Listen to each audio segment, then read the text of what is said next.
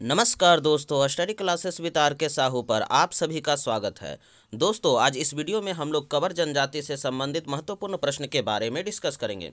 दोस्तों, कवर जनजाति से संबंधित जितने भी प्रश्न एग्जाम में बनते हैं, जो एग्जाम में पूछे जा सकते हैं, वो सारे प्रश्न मैं आपके समक्ष लेकर आया हूँ। तो शुरू करते हैं दोस्तों आज का क्लास। और आज के वीडियो में देखेंगे कवर जनजाति से संबंधित महत्वपूर्ण प्रश्न के बारे में।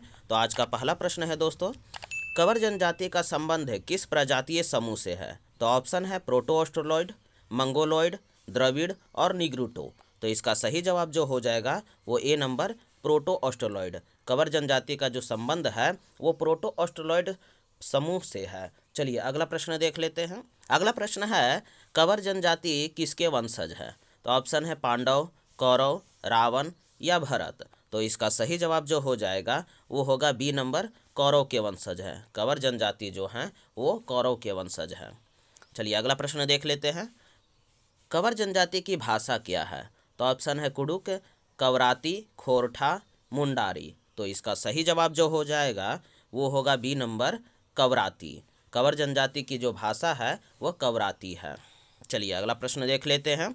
कवर जनजाति झारखंड की है क्या है? 29वीं जनजाति है, 30वीं जनजाति है, 31वीं जनजाति है या 32वीं जनजाति है? जो कवर जनजाति है वो झारखंड की कैमी जनजाति है?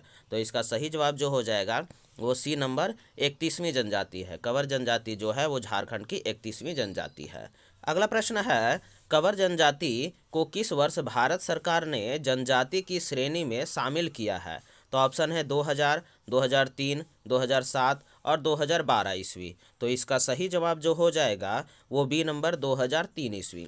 कवर जनजाति को 2003 ईस्वी में भारत सरकार ने जनजाति की श्रेणी में शामिल किया है। चलिए अगला प्रश्न देख लेते हैं। अगला प्रश्न है, कवर जनजाति का संकेंद्रण इनमें से किन क्षेत्रों में है? तो ऑप्शन है पलामू, गुमला, सिमडेगा और उपरोक्त सभी। तो इसका सही जवाब जो हो जाएगा वो डी नंबर, उपरोक्त सभी। कवर जनजाति का जो संकेंद्रण है वो पलामू, गुमला और सिमडेगा इन तीनों क्षेत्रों में है। चलिए अगला प्रश्न देख लेते हैं। कवर जनजाति में कितने गोत्र पाए जाते हैं? तो ऑप्शन है 3 गोत्र पाए जाते हैं, 5 पाए जाते हैं, 7 पाए जाते हैं या 9 पाए जाते हैं? तो इसका सही जवाब जो हो जाएगा वो सी नंबर हो जाएगा, 7 गोत्र पाए जाते हैं। कवर जनजाति में जो गोत्र होते हैं वो 7 गोत्र पाए जाते हैं। चलिए अगला प्रश्न देख लेते हैं। अगला प्रश्न है, कवर जनजाति के बारे में इनमें से कौन सा कथन सत्य है?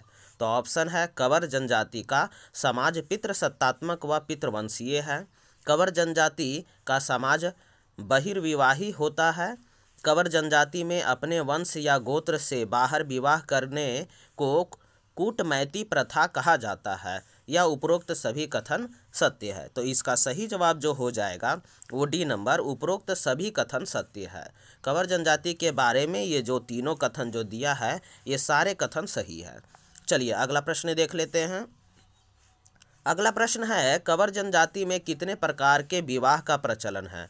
तो ऑप्शन है 3 प्रकार के, 4 प्रकार के, 5 प्रकार के या 6 प्रकार के?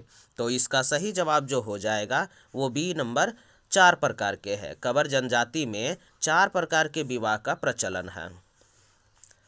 अगला प्रश्न है, कवर जनजाति में इनमें से कौन सा विवाह सर्वाधिक प्रचलित है? तो ऑप्शन है सेवा विवाह, ढुकू विवाह, जिया विवाह या क्रय विवाह। तो इसका सही जवाब जो हो जाएगा वो डी नंबर, क्रय विवाह। कवर जनजाति में क्रय विवाह जो है वो सर्वाधिक प्रचलित विवाह है। चलिए अगला प्रश्न देख लेते हैं। अगला प्रश्न है, कवर जनजाति में वधू मूल्य को क्या कहा जाता है? तो ऑप्शन है पोन, सुकदाम, हरजी, गोनोक टका। तो इसका सही जवाब जो हो जाएगा वो होगा बी नंबर, सुकदाम कहा जाता है। कवर जनजाति में वधू मूल्य को सुकदाम कहा जाता है।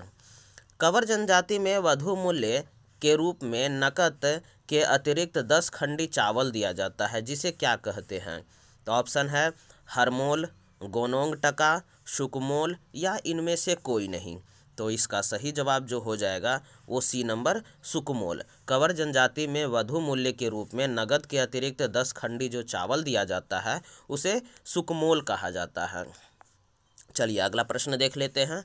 कवर जनजाति के पंचायत के प्रधान को क्या कहा जाता है? तो ऑप्शन है सयान, पाहन, महतो या प्रधान कहा जाता है।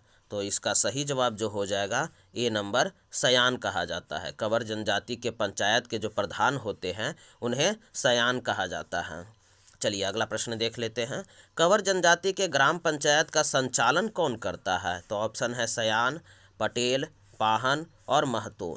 तो इसका सही जवाब जो हो जाएगा वो बी नंबर पटेल। कंवर जनजाति के जो ग्राम पंचायत होते हैं, पंचायत का जो संचालन करता है उसे पटेल कहा जाता है। चलिए अगला प्रश्न देख लेते हैं। कंवर जनजाति का प्रमुख पेशा क्या है? तो ऑप्शन है कृषि कार्य, शिल्पकारी कार्य, बुनकर कार्य या पहरेदारी का कार्य। तो इसका सही जवाब जो हो जाएगा वो ए नंबर कृषि का कार्य। कंवर जनजाति का जो प्रमुख पेशा है वो कृषि का कार्य है। अगला प्रश्न है, कंवर जनजाति के बारे में इनमें से कौन सा कथन सत्य है? तो ऑप्शन है कंवर जनजाति के लोग सरना धर्मावलंबी होते हैं। इस जनजाति के सर्वोच्च देवता भगवान हैं जो सूर्य के प्रतिरूप हैं। उपरोक्त दोनों कथन सत्य है या उपरोक्त दोनों कथन असत्य है? तो इसका सही जवाब जो हो जाएगा वो सी नंबर उपरोक्त दोनों कथन सत्य है। कंवर जनजाति के बारे में ये जो दोनों कथन दिया हुआ है वो दोनों कथन सही है। कंवर जनजाति के लोग सरना धर्मावलंबी होते हैं और इस जनजाति के सर्वोच्च देवता भगवान हैं जो सूर्य को प्रतिरूप हैं। चलिए अगला प्रश्न देख लेते हैं। अगला प्रश्न है, कंवर जनजाति के ग्राम देवता को क्या कहा जाता है? तो ऑप्शन है खूंट देवता, सिंगा बोंगा देवता, ओका बोंगा देवता और सोला बोंगा देवता। तो इसका सही जवाब जो हो जाएगा वो होगा ए नंबर खूंट देवता। कंवर जनजाति के जो ग्राम देवता हैं उन्हें खूंट देवता कहा जाता है। अगला प्रश्न है, कंवर जनजाति के गांव के पुजारी को क्या कहा जाता है? तो ऑप्शन है पाहन या बैगा कहा जाता है, महतो या पुजार कहा जाता है, पनभरा या मांझी कहा जाता है या इनमें से कोई नहीं। तो इसका सही जवाब जो हो जाएगा वो ए नंबर पाहन या बैगा कहा जाता है। कंवर जनजाति के गांव के पुजारी को पाहन या बैगा कहा जाता है। दोस्तों इस वीडियो में बस इतना ही। आपको हमारा वीडियो कैसा लगा? अगर आपको हमारा वीडियो पसंद आ रहा है तो इसे लाइक कर दीजिए, शेयर कर दीजिए। साथ ही साथ अगर दोस्तों आप चैनल में नए हो तो इसे सब्सक्राइब करना मत भूलिएगा दोस्तों। धन्यवाद।